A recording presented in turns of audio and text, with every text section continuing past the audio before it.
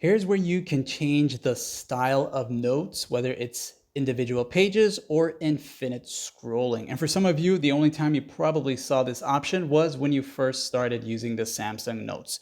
So here's where you can go to change this.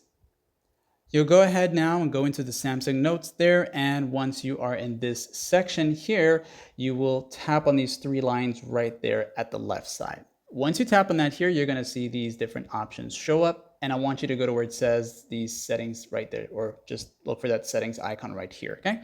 As you tap on that there, you might be prompted for this here. You can allow that if you want. But where you want to go is into the general settings section, this one right here. And you're going to see style of new notes, all right?